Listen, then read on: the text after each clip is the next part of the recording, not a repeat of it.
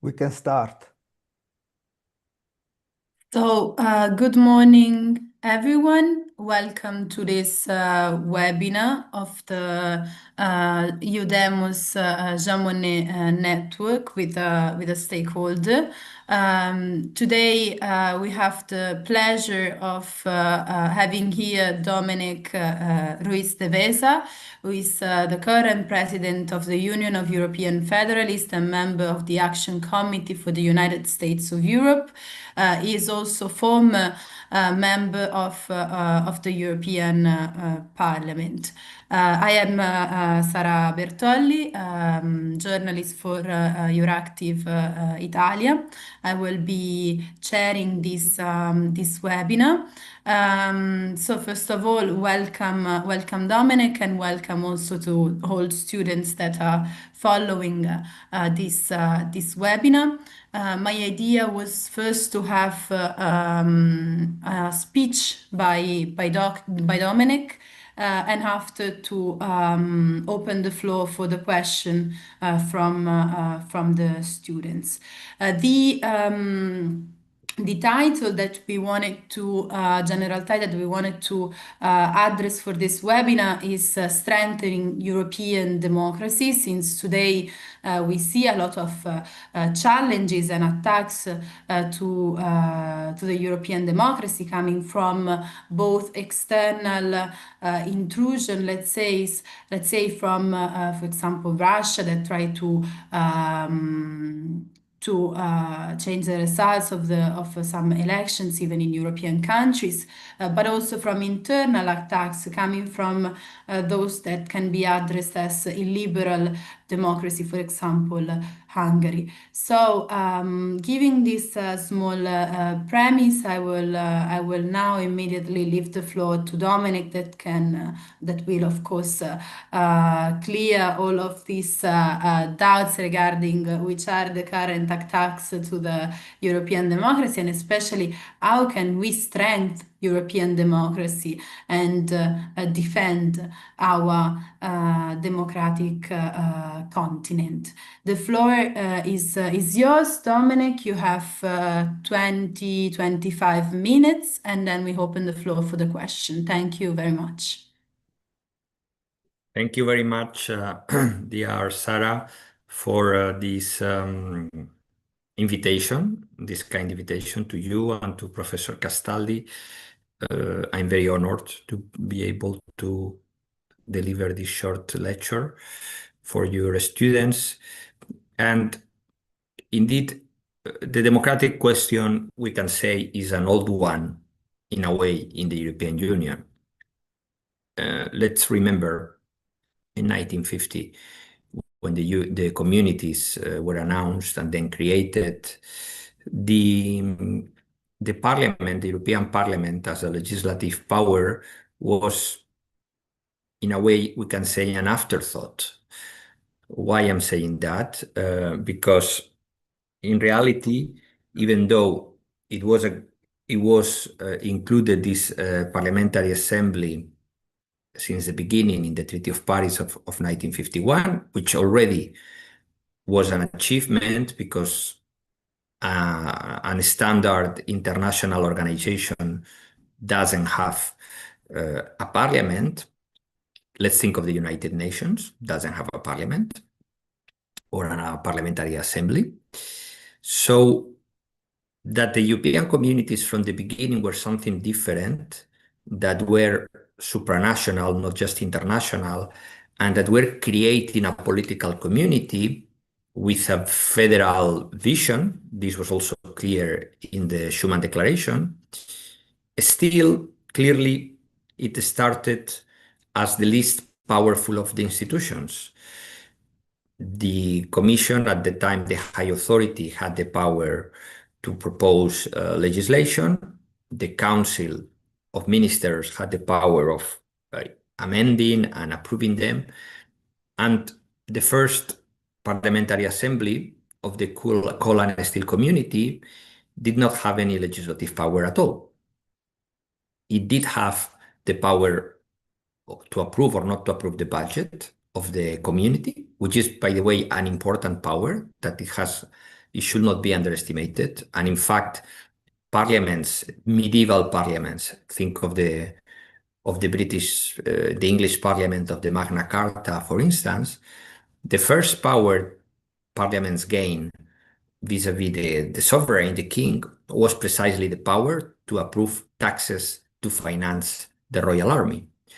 So this is also an interesting aspect of the European integration, that from the beginning the parliament had this budgetary power, but not the legislative power, and not also the fact, and it did not have also an important requirement, which is that the original parliament, again, I'm speaking 1951, 1952 to be precise, it was not elected directly by the citizens.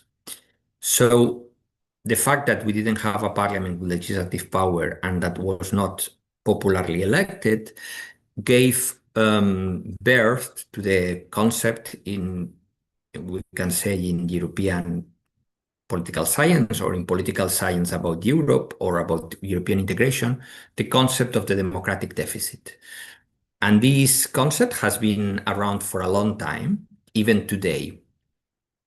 My interpretation, if we look at the more than 75 years of integration of Europe, is that this democratic deficit has been going down. It has been undergoing a reduction over time, but it has not yet been, fully tackled. So there is still a gap to be filled, and this is what I will try to explain. But first, why I will claim that there has been this reduction? Well, as you may know, since 1979, the Parliament, which now is called for a long time European Parliament, not Parliamentary Assembly anymore, which is also a symbolic change in the name, but that has a political message. Well, since 1979, it will be 40 years in 2029 at the moment of the next European elections. Well, for almost 40 years now, the parliament is elected by the citizens, and it is not, as before, composed of national parliamentarians. And this is, of course, this was one of the main criticisms at the time, and this is why, once again, we talked for decades in the 50s, in the 60s, up to the late 70s of the democratic deficit. By the way, this gap was filled not by coincidence and not certainly not by chance, or not only by goodwill of some government leaders, even though some played an important role, like Helmut Schmidt and Giscard, at the time German Chancellor and French President, but because since the early 50s, since the creation of the Parliamentary Assembly, there was a huge civil society campaign undertaken by the Union of European Federalists and the European Movement, and also the Action Committee for the United States of Europe, created in 1955 by Jean Monnet himself. Well, these three bodies in particular advocated for many years consistently for the popular election of the European Parliament, which in fact happened in 1979. But then we had to wait even longer for the legislative power. The legislative power did not come in 1979. It did not come with the Single European Act of 1986. It came in 1993 with the Treaty of Maastricht, 1992, and not for all legislation. And we had to wait until the Treaty of Lisbon of 2007, when we had the legislative power of the Parliament as the ordinary legislative procedure with Council, with now still some remaining exceptions. And that, by the way, I will tackle this in a moment. This is part of the remaining, if we can call it this way, democratic deficit. But since 2007, the ordinary procedure for legislation in Europe, for adopting legislation, is codecision. Codecision means that legislation is proposed by the Commission as the executive of the Union and is amended and adopted jointly by the European Parliament and by the Council. And this, by the way, is a classical feature of federal unions or federal states. Why? Because you have a parliament that is elected directly by the citizens, the European Parliament, and you have the Council where you have the representatives of the member states. So the Chamber of the Citizens or the Chamber of the Citizens representatives and the Chamber of the States representatives. This is very familiar for this design is federal design is very familiar, for instance, to Germans. Because in Germany, which is a federal republic, you have the Bundestag, elected by citizens, and the Bundesrat, where you have the state representatives. So, just to sum up and for clarity, we have in 1979 and in 2007 filled a big chunk of the democratic deficit because we have a parliament that now is elected by the citizens, and we have also a parliament that has legislative powers. Now, we still have some important bits that we have to tackle to solve completely the democratic deficit and to improve the role of the citizens in European integration. First, the question of legislative initiative. The European Parliament at the moment does not have the power to propose legislation. And this is a serious matter because, once again, a traditional power of parliaments is to propose legislation. So the executives do not have the monopoly of legislative initiative. Now, it is true that in modern contemporary times, the powers of parliament to propose legislation is not so much utilized because the complexity of our societies makes that the executives are in the position to propose legislation, in a better position to propose legislation. Why? Because they have the access to all the technical details, the knowledge that national parliaments in particular struggle to have the same amount of information as a public administration, as the executive branch. So the majority of legislative proposals in the member states came from the government. However, this power exists and sometimes is used. And in some parliaments more than others, for instance, the French parliament. This is also in relation with the fact that the electoral system in France is different to elect the parliament to many member states. So the MPs are elected locally in open races. So the connection to their local constituency and their power base is not so much determined by the party line. But in any event, the fact that the European Parliament, does not have the power to propose legislation, except in a few exceptions, and those are the electoral law, the ombudsman, and the powers of inquiry of Parliament. In these three cases, we do have, or the European Parliament has the right to propose legislation, but not in the other topics. So this is one important issue that we will have to solve. The Commission should not have, as up until now, the monopoly to propose legislation. Then another important matter has to do with fiscal issues, with taxation, with financial matters. And here we have two important restrictions that justify the interpretation or the claim that we still have a remaining democratic deficit. The budget, as I said before, or the budgetary role or being the budgetary authority, this is something that the European Parliament has had from the beginning. But we have to be more precise.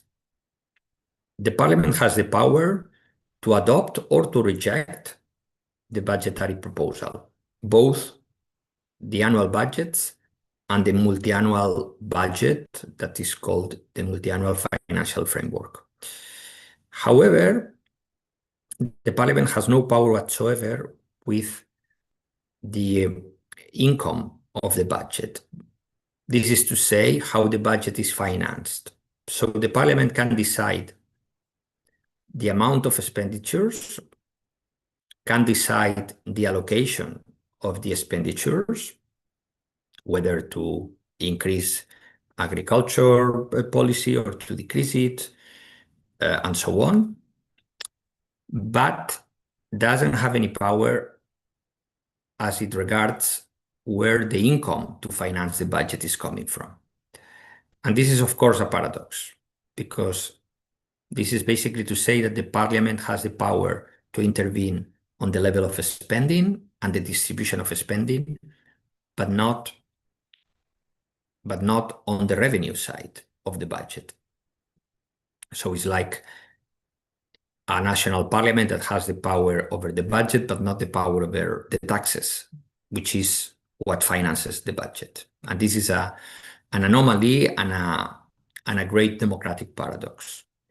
And this is also connected with the fact not only that the Council has exclusive legislative power on taxation, but also that is connected to the fact that taxation is subject to unanimity, which is also part of the democratic deficit, to the extent that some fundamental decisions in the Council, particularly foreign policy, defense, taxation, and social policy, in these four important policy fields, you have the rule of unanimity. And this is, of course, part as well of the democratic deficit, because democracy is, of course, the rule of the majority. It will be very nice if we are all in agreement about a decision, and of course we can strive for maximum consensus or even unanimity, but we cannot really make that the absolute rule. If we were to decide now which color to use to paint the room or the classroom, and we are 30 in the classroom, it will be very nice if we all agree that we want to paint it in blue. But if there is just one or two people that are against painting it in blue, it is not reasonable that then we cannot take a decision, the other 28. And this is basically the situation we have in the EU when it comes to these very important and strategic policy fields: foreign policy, defense, taxation. The multi-annual budget also requires unanimity, which is a big hurdle, and social policy, and also the reform of the treaties also requires unanimity. So this is part of the democratic deficit alongside these two other aspects that I mentioned about the powers of the parliament, the power to initiate legislation and the power to vote on the revenue side, on the budget, and on taxation. Now, what can we do to tackle this democratic deficit? Well, obviously, we need to give this role to the parliament that doesn't have, and we need to overcome this unanimity rule in the council. It is true, we don't have unanimity for all policy fields. I have to be clear about that. So think of agriculture, think of cohesion policy, think of Erasmus, think of environment, think of consumer protection. So about 80% of policy fields, the council decides by qualified majority voting. So this is an improvement of the Lisbon Treaty that we cannot overlook. So you have a few exceptions in which you apply unanimity, but these are qualitative, very important matters. I insist: foreign policy, defense, financial and fiscal issues, and social policy. So this is why we really need to tackle this question. Now, ways to solve the democratic deficit, the remaining democratic deficit. We can do some things within the current, let's say, constitutional framework within the Lisbon Treaty.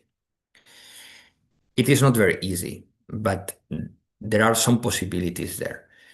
One possibility is to extend the ordinary legislative procedure to some of these matters, so Parliament is also involved in taxation and in social policy.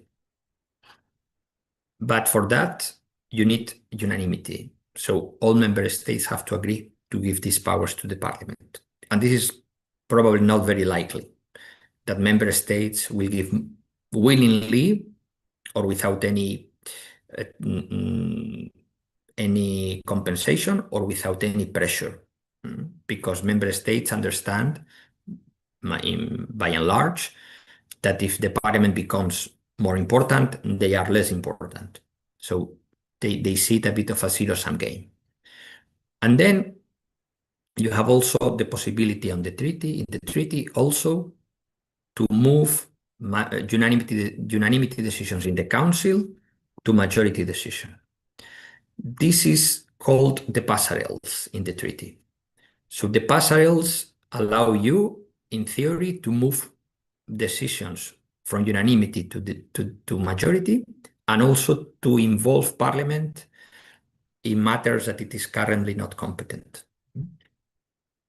However, these two decisions require unanimity, and this is difficult to achieve. What can be done about it?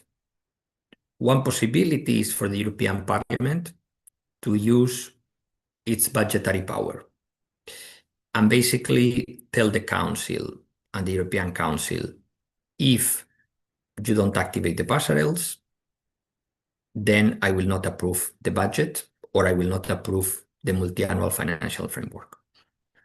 This is a credible threat because member states really want to secure the funding for agriculture, for cohesion, for innovation, and for a range of policies.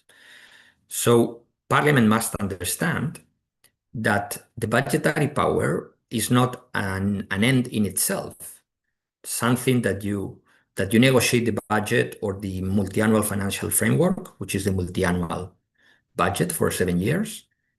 You don't negotiate on budgetary files as a standalone item. Those are levers for achieving other things as well.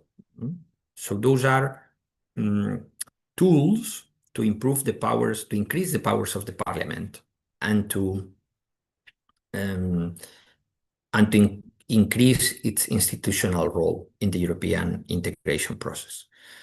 And this sometimes is not understood by the group leaders in the European Parliament or by the MEPs that are chairs in the budget committee or rapporteurs in the budget committee. They work and they negotiate their files in isolation. And this is really not the right approach. Secondly, we can as well reform the treaties.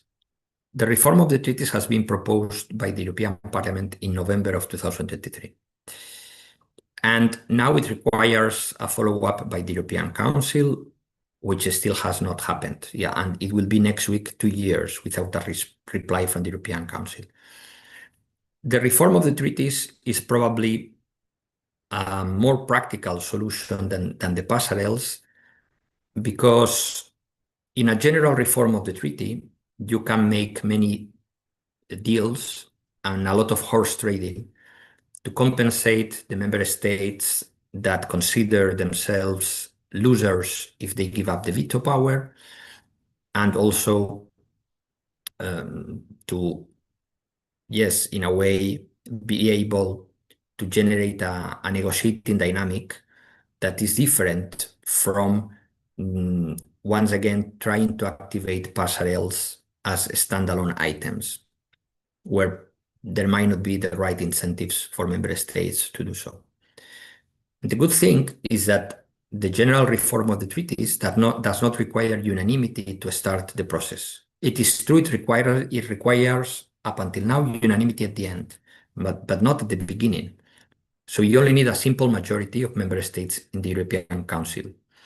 And then with a general reform of the treaties, you can do more things than just the activation of the passerelles, even though that's a lot in itself, if it were to happen, because you can also reform Article 7 on the control of the rule of law that is not working in the member states because you need also decisions by member states. The Court of Justice is not involved and therefore is not really being utilized or is not being useful.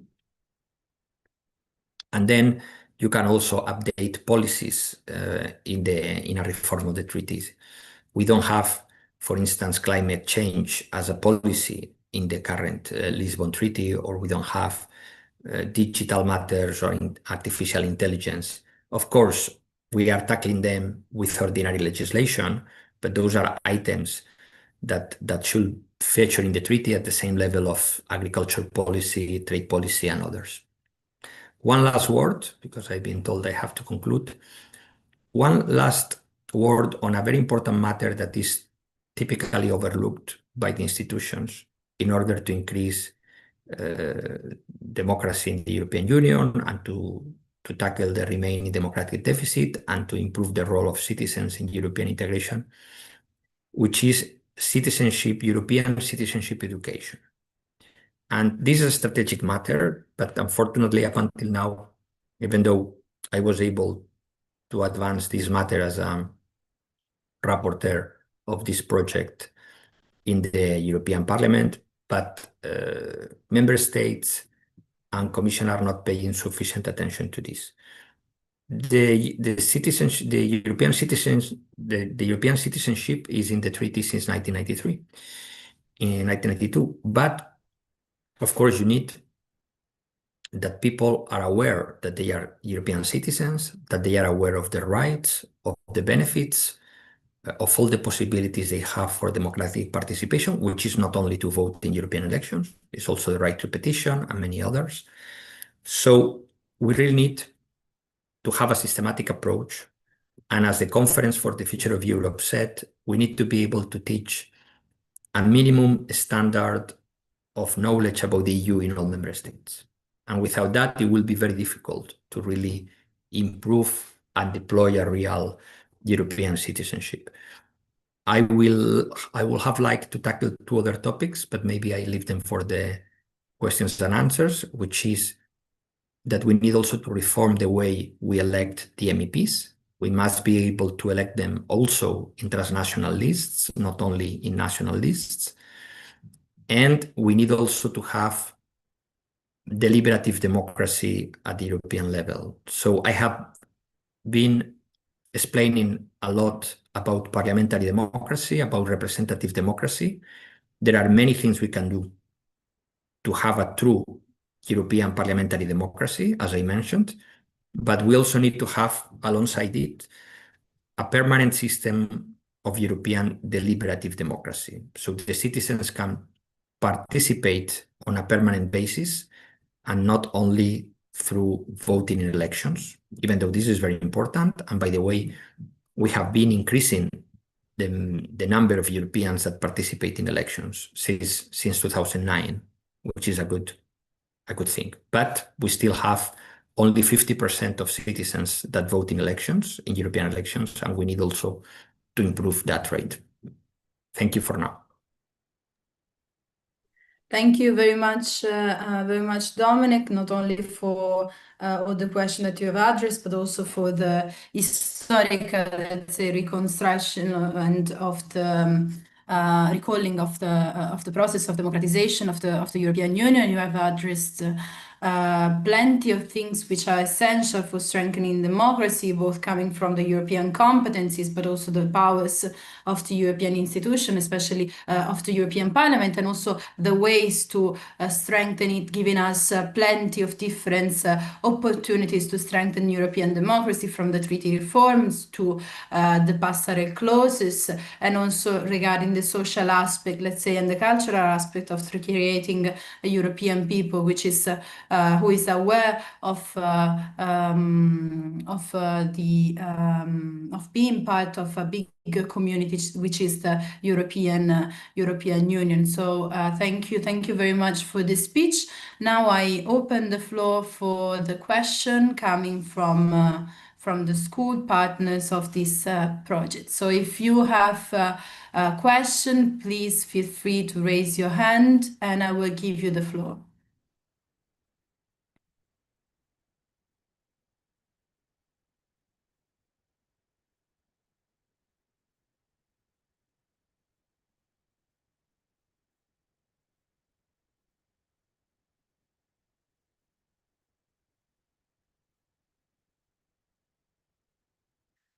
Okay, maybe while we are waiting for some questions to be elaborated, let's say, after this comprehensive overview that you have given us, I can address to you a question, maybe also to clarify a bit more the reason why we are not just let's say in the European Union, not just the treaty reform has been taken into account, but also other possibilities. My question is, since, as you have said, the citizen participation to the European elections, but in general election has decreased, like it has increased from 2008 when you were saying, but it has decreased from the very first election of the European Parliament because the numbers are completely different. So there is less, let's say, affection to the elections in general around Europe, as well as from the member states. So the Prime Minister and half those states who are sitting in the council, there is less initiative towards a more integrated Europe, even though we are facing plenty of crises that need a stronger Europe to be addressed. Can you better explain to us what does it mean to have a passerelle clause, and which is the difference maybe with a treaty change in terms of democratic strengthening of the European Union, since we have not had a treaty reform, so reform of the European treaties it's almost 10 years that we are not having, because the last one was the Lisbon Treaty. So this is my first question, and my second question that maybe can also stimulate a bit the students' reaction is what can the people do? Like, what would you suggest young people to do to give their own little grain of sand to the European democracy, which is their contribution? Thank you. Thank you, Sarah. Well, I start with the first question. Of course, we have in your first question, I think I see two dimensions, which is the question about participation in the elections and the question about the passerelles and the reform of the treaties. The question of participation, of course, you're right. In 1979, we had, I think, 70% even, if I'm not mistaken, of turnout in the European election. Then we had every 5 years, the participation went down, and the lowest point was reached in 2009. Since then, it has been increasing a little. In 2014, it increased maybe half a percentage point or even less. So it was basically 2014 was an stagnation compared to 2009, but at least for the first time, it did not continue to go down. Then in 2019, there was a big increase, 5 percentage points. And then again in 2024, there has been a very marginal increase, but at least once again, not a reduction. So basically, we can say that for the past 15 years, we are stuck in the 50% mark, 50% mark of participation. Of course, there are wide disparities. There are, countries that are well above 50%, also because they have mandatory vote, but not only. And then you have other countries that are at 20, 25%, like really low numbers. So we have to look also, of course, at the national dynamics and see what factor explains, for instance, this low number in Croatia, just to name one. But if we also want to develop a general strategy to increase interest and participation in the elections, then we need to change the way we elect MEPs. And this is something that I mentioned in my lecture, in my introduction, but I could not develop the argument, and I will do it now briefly. The reason we believe, many of us believe, the European elections, the elections to European Parliament are not considered sufficiently important or interesting or exciting by many citizens, at least by half of the European citizens, in the average, is because it is not very clear what is the purpose of voting. Okay, it's to elect members of the European Parliament, provided they know that the European Parliament has legislative power, which is not evident to many citizens. And remember my point about the need for European citizenship education. But okay, provided that, for many, the European Parliament is not the one that elects the European so-called, let's allow me to call it government, no? Because the European Parliament, like any national parliament, in this case, we don't have a democratic deficit. On the contrary, we have a truly mechanism of a mechanism of a truly parliamentary democracy, that it is the European Parliament who elects the President of the Commission and the Commission as a whole in two different votes, which this is even more democratic than the majority of national democracies that I know, because in the majority of national democracies, the parliament elects the prime minister, but not also the government as a whole. But this is the case in Europe. So you need two votes, one for the president of the commission and one for the commission as a whole after. And this is, again, a traditional power of parliaments in parliamentary democracies, that they elect the head of government. In our case, it's the European Council that proposes to Parliament who should be the President of the Commission. But again, this is also the case in national democracies. You have either the President of the Republic or the King making a proposal after the elections, according to the results of the elections, to the Parliament, right?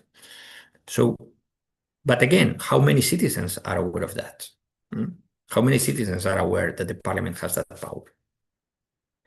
So for many citizens, electing MPs at the national level, it's okay, but what they are looking forward is not so much to elect MPs, and this is, of course, maybe a paradox in the evolution of parliamentary democracies, but this is the way it is. What they think they are doing as the main task of the election in a national democracy is to vote for a prime minister, right? Even though they don't really have the power to vote for a prime minister, because in Europe, we have, by and large, parliamentary democracies, not presidentialist democracies. So with the exception of France, that has a semi-presidential system, everyone is voting for a parliament that then elects the prime minister. So the power to elect the prime minister is in the hands of parliaments, formally.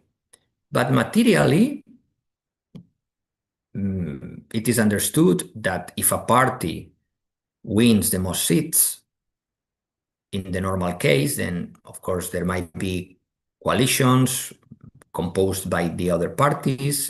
But in the normal case, everyone expects that the party leader of the party that wins the most seats in parliament is going to become the prime minister. This is the dynamic now. Electing MEPs to make laws, of course, they may know they are also doing that, but it's not really, unfortunately, that's also a problem of parliamentary democracy in a way, the main interest of citizens. And in some countries, think of Spain, unfortunately, many citizens, if not the majority, don't even know who are the MPs they are voting, because we have, unfortunately, closed and blocked lists decided only by the party leaders, which is very undemocratic, by the way. So they don't know the MPs that they are electing, in fact, by name or by face, or what do they do in the national parliament. What they know is the party leader. Once again, in using Spain as an example, but it happens in many European countries, the party leader runs only in one constituency. In Spain, traditionally, because it's also the centralist tradition, unfortunately, the party leaders, all of them, which I don't agree, by the way, all of them run in Madrid. Why in Madrid? Because it's the capital, but many are not from Madrid. Many party leaders, I mean, but they run from Madrid, in Madrid. They don't run in the Alicante constituency, that's where I'm from. But if you ask in Alicante, they think they are voting for the party leaders that run in Madrid. Okay, all this long explanation to say that we need to replicate this in Europe somehow.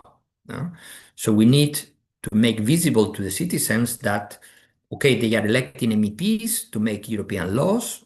And of course, if they are of certain, if they support ideology A, then they should vote for MEPs that are of ideology, candidates for MEPs that are for ideology A. Okay, but we should design the system in a way that they can also be aware that by electing certain MEPs, they are also electing or supporting a candidate for president of the Commission. And this is fundamental, in our view, to make the election more interesting and more appealing. Now, it is true we have the lead candidate system already in place since 2009, also known by the German word Spitzenkandidaten. This means that currently the main European political parties, Christian Democrats, Social Democrats, Liberals in a very unclear way, and Greens, table candidates for President of the European Commission, which is an improvement, And they make a campaign, they go around some member states, they are elected in their congresses at the European level, and so on. However, they can only run for a seat in the European Parliament in their member states. They cannot run in Europe as a whole. This is if you want, the same way as it happens in national democracies. But with the difference, in national democracies, as I said before, you don't need to run as a party leader in all the constituencies for people to know that you are the party leader and that you want to be prime minister. This is very clear in the majority of member states, if not all. But that's not clear at the European level. And if we were now to run a poll and ask people, did you know von der Leyen was the candidate for Commission President of the EPP and that Nicola Schmidt was the candidate for Commission President of the Socialists and Democrats, I don't think you will get a large percentage of people delivering the right answer. So if we really want to have a transnational political campaign that is focused on European matters, because this is also a problem, what you have in European elections is national debates, not European debates by and large. So the European election is a collection of 27 national elections with national dynamics and national rules also to elect the MEPs, many with a few European rules. So then the European elections are used often as a test as a pre-poll of the national election, or as a way to see whether the government is strong or the opposition is strong. But if you want to achieve three things: one, that you tackle European issues in European elections and you debate about the programs of the European political parties.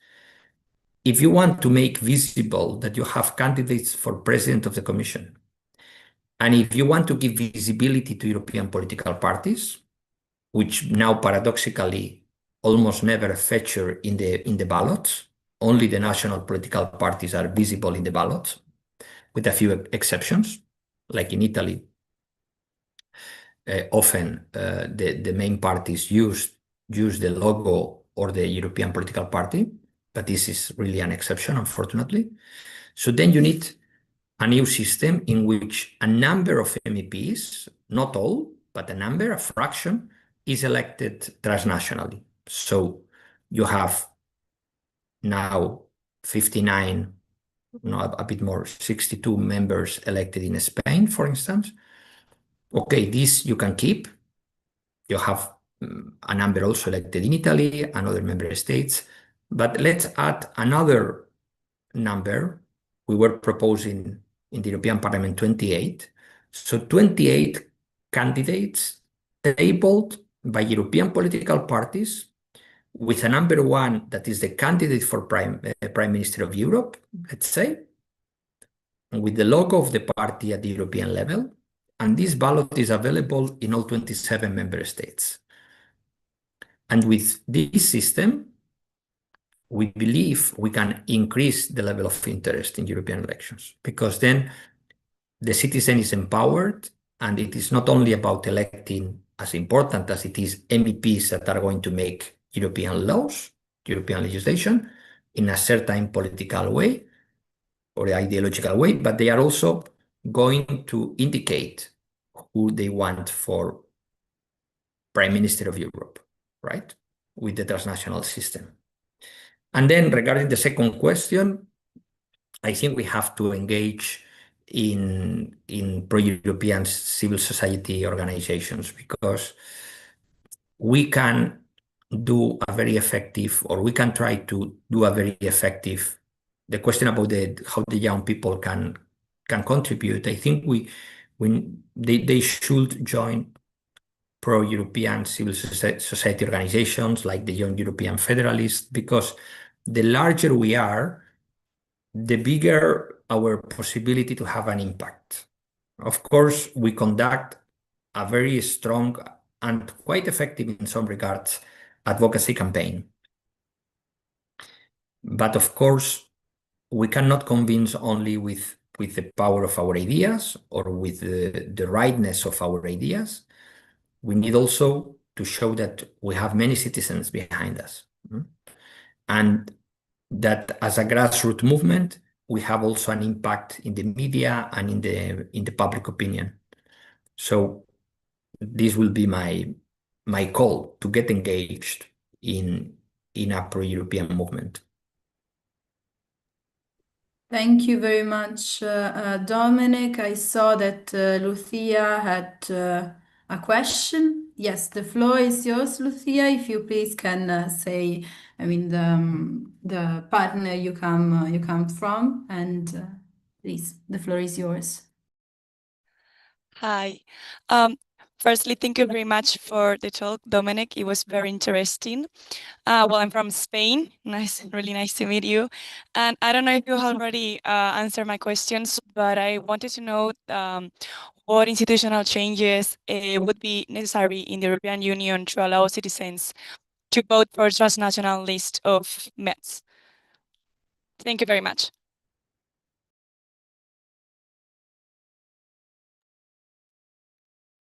Gracias, Lucia, for the question. As I mentioned before, we have from the European Parliament, I was, by the way, the rapporteur of that project, we have proposed a reform of the European electoral law, because in this matter, we do have legislative initiative. This is one of the three in which we have the power as an exception to the general rule of not having it, which is the European Electoral Act, the Ombudsman, and the powers of inquiry of the parliament. And this is normal that we do have the power in these matters because to propose legislation, because it's about how we elect the members of parliament, how we exercise our powers of inquiry as parliament, and how the ombudsman is elected and how the ombudsman is organized, because it is also the ombudsman acting on behalf of the European Parliament. Okay, so in 2022, by exercising our power, we proposed this reform to the European Electoral Act, which dates of 1979. It has been amended only once in 2003 in a rather marginal fashion, precisely to propose, among other things, there were other ideas also, like lowering the voting age to 16, or having a single voting day, which, as you know, we have several different voting days. But maybe the most, you can say, innovation was precisely that we were asking to elect a number of MEPs transnationally, 28, as I say. And we got the majority in the European Parliament. And by the way, this is not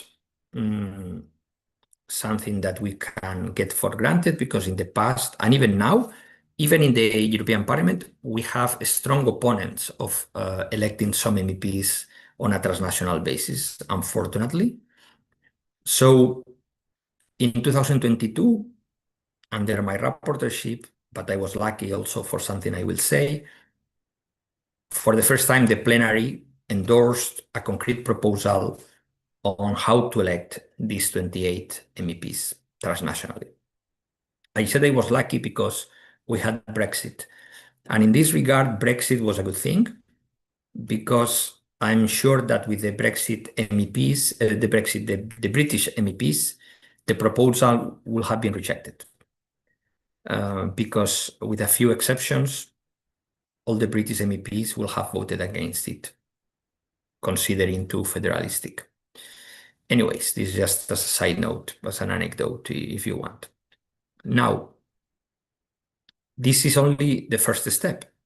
Now you need the member states to support it by unanimity. Again, this is an unnecessary burden of the Lisbon Treaty that in this case I don't even think you can solve with the passerelle, but I'm not sure, to be checked.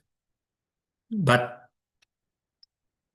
the situation is that 3 years after we approved the proposal, the Council of the European Union has not engaged in a negotiation with Parliament about its adoption. And once again, as I said at the beginning, on institutional matters, the Council has the tendency to not even to reject, but to avoid engaging and to avoid negotiating in good faith with Parliament. And in these cases, Parliament has two options. One, to use the budgetary power, I mentioned it before, or even to go to the Court of Justice, because in these cases, as in others, the Council is infringing the principle of good, loyal and sincere cooperation with the European Parliament.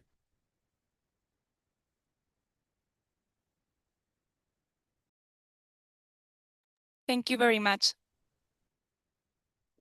Thank you, Domènec.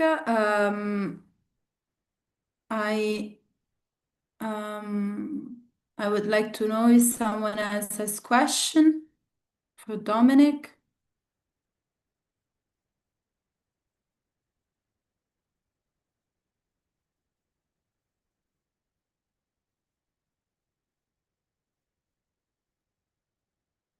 So maybe just one last thing to also give, let's say, some hope from what people can do from the bottom, let's say. If you can tell us a bit what is the action committee you are a member of, and what is the purpose of this network, let's say, of different organizations. What do you advocate for? And yes, so I mean, what can also be the role of the civil society in shaping and strengthening European democracy? Because this is what you also do as Union of European Federalists, but also within the action committee. So I mean, as a last speech before concluding this conference, I think it can be useful also for the participants to have an overview on what the civil societies and the NGOs are doing for pushing for a more stronger Europe. And I think that the Action Committee is an interesting initiative that maybe can also be explained to all of the people that can also maybe be interested in following.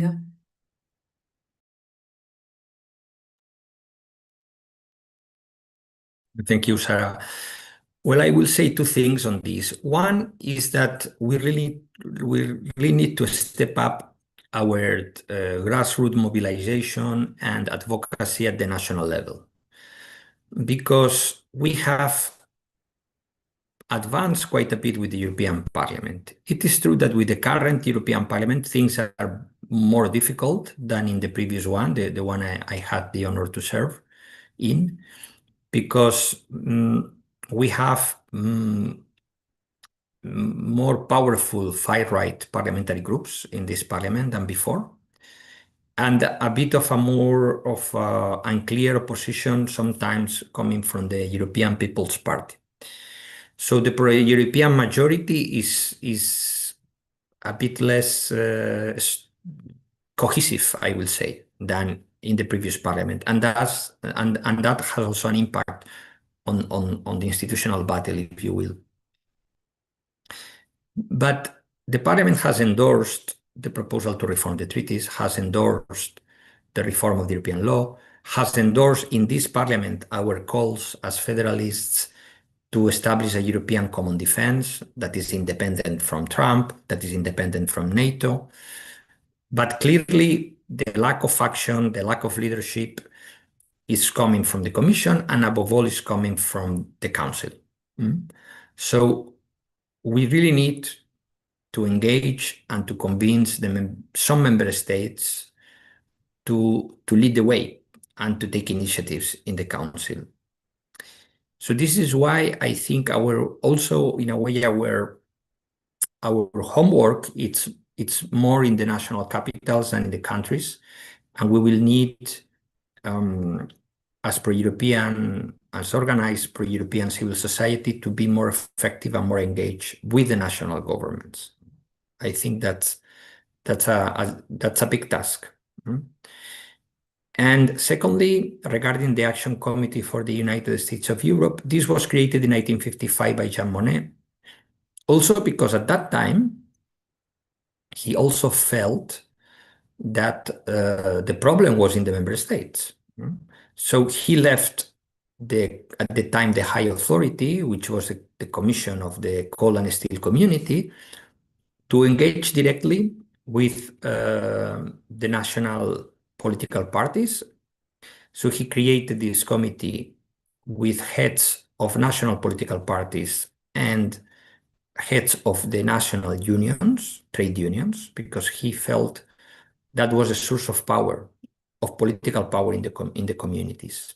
Why? Because the Commission, he felt, was in a way, yes, a political authority, but not sufficiently empowered to lead the way or to lead the way alone.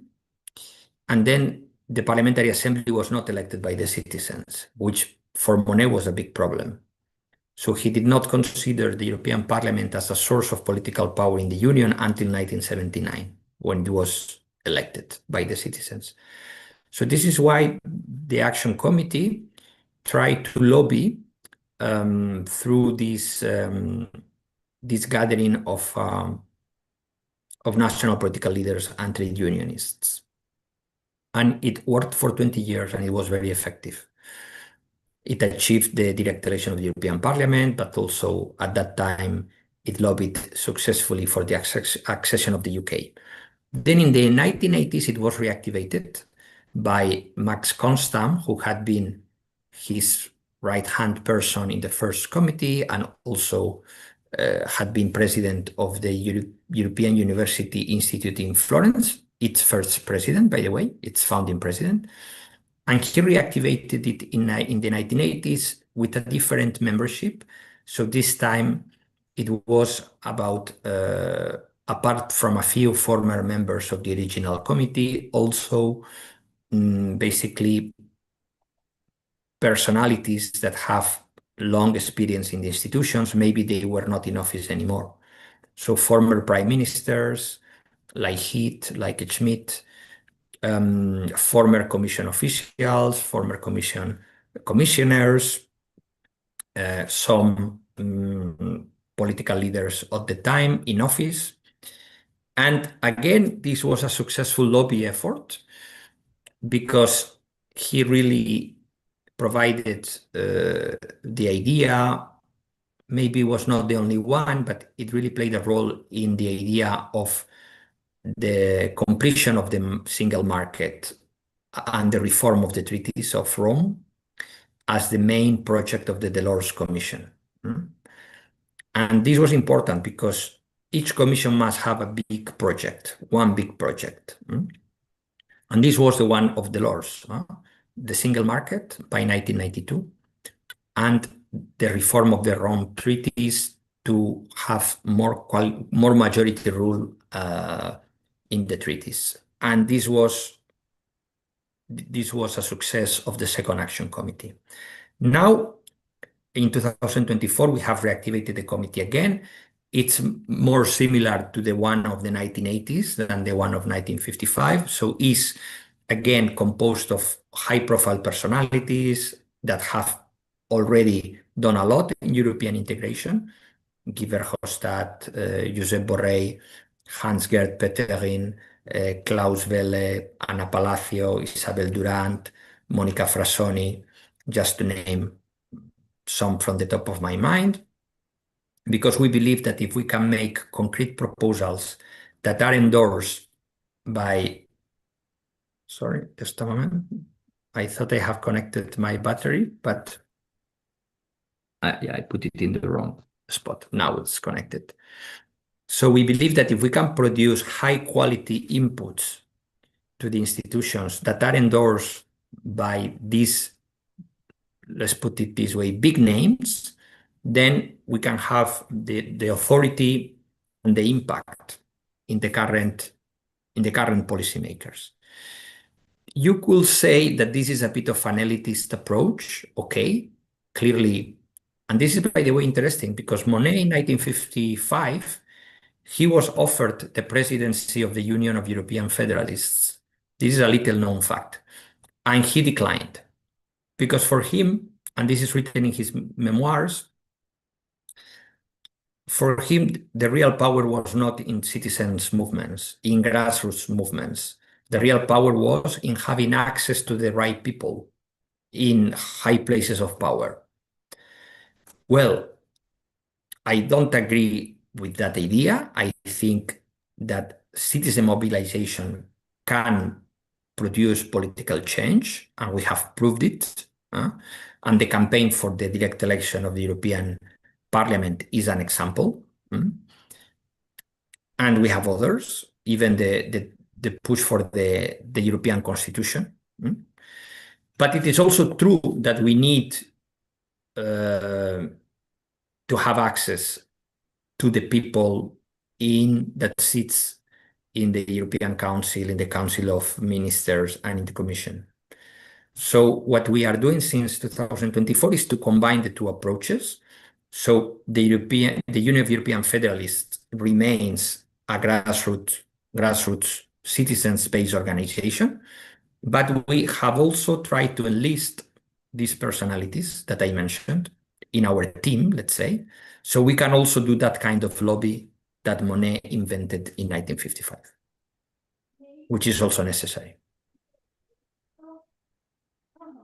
Poi c'è giri l'angolo. Ah, scusa. Domenico, do you have a question that you raised? Domenico, sorry, Guido, did you have a question that you raised your hand? Yes. I have a question concerning the European political parties, because there is a part of the democratic deficit of the European Union is not only in the Council, but the fact that the citizens understand that we have only coalition of national parties in the European Parliament, not real political party at the European level, in the European Parliament. So I think that a simple idea, but I think we should discuss this idea, is that we need real European Congress before the European election in order to choose the lead candidate for the Commission or so on. But in any case, the European citizens should take part to a democratic European Congress, for instance, in the Socialist Party, the Green already organized something like that. Maybe the solution could be that every national party which is wish to be in the European Parliament should give the possibility, it is obliged to accept the membership of the citizens to their party in a way that there is also the automatic right to participate to National Congress and to European Congress, because that is a fact in which the European citizens can take part to to choose the great line, the great struggle for the European unity. So that is a problem of democracy. The European Party do not exist, and so there is a lack of people participation, citizen participation to the life of the European Union. Thank you, Guido, for your contribution. I agree with you. The current European political parties are coalitions of national parties. Now, the problem is that the national parties, I don't know if we can say there is a conflict of interest, but almost, because the national political parties are not interested in the European political parties being real parties. And that's a big problem. I mean, something as simple as to put the symbol of the European political party in the ballots is not happening. I mean, the number of national political parties that put the name or the symbol of the European political party to which they belong in the European elections is almost zero. It happens in Italy, but more for national political reasons in a way, because it's prestigious for them. For instance, I will say for Forza Italia to say that they belong to European People's Party. Okay, fair enough. And the PD does it, I think, as well, for also a genuine European feeling. But no one else does it in Europe. No one else. No one else. Not even in Spain, where we all say we are very pro-European, at least with the exception of the far right. So we are unable to do that. We don't want to give visibility to the European political party to which we are affiliated in the European elections. Okay, I will be in favor, of course, of Guido's proposal, but I think they wouldn't do it, so that, or the chances for them to do it voluntarily are even lower. to give the right to the members of their national parties to directly participate in the congresses at the European level. I think they will resist that very much. I will even be in favor of a primary to elect the lead candidate, but they don't want to do it, with the exception of the Greens. The rest don't want to do it because the prime ministers that tend to be the party leaders as well, also a questionable idea, but okay. And even the party leaders in opposition, they want that power for themselves. What they do is they gather in a room in Brussels and 20-something people decide who is the lead candidate. It's not really decided in the Congress, in an open Congress. Well, there have been exceptions. I remember once Stubb challenging Weber for the role, not Juncker, for the role in 2014. It's the only time that I remember.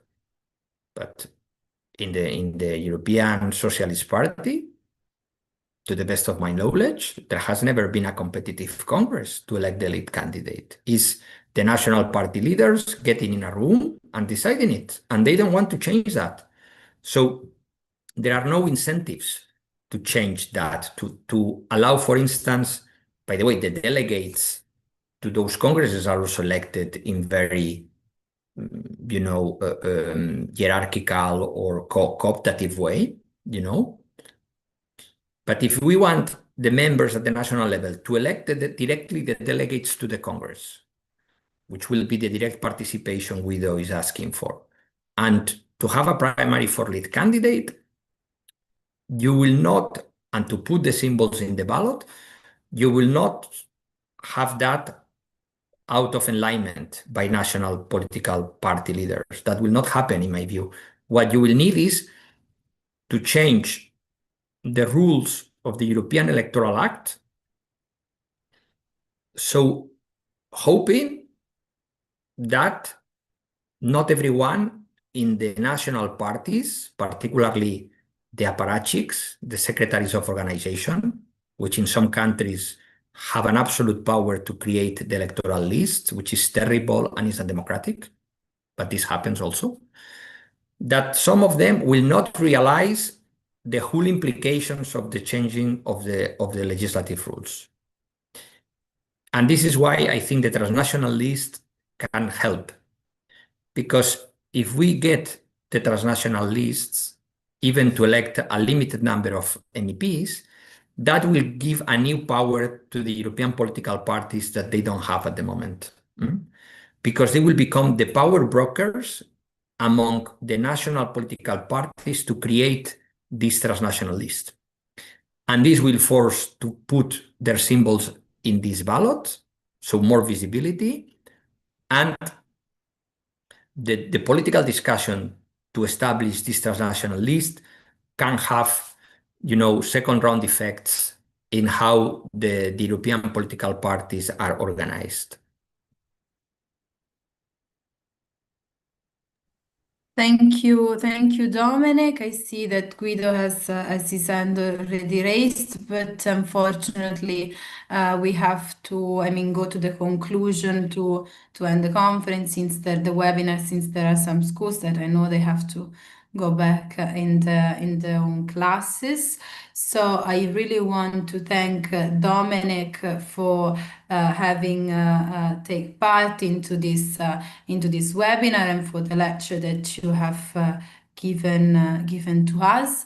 I also want to thank all the schools who are participating in this conference and those who posed the question. The webinar is also available on YouTube, so it has been recorded and it can also be shared via your own personal channels. I'm telling this to the school's partners, so you can also share in your own school website and social media. So again, thank you very much, and I hope that you all enjoyed this precious moment of confronting with an important stakeholder as Domènec. So thank you really again, and I hope you a good day. Thank you all. Thank you, Sarah, and greetings to all the students and to Guido. Thank you very much to all. Bye.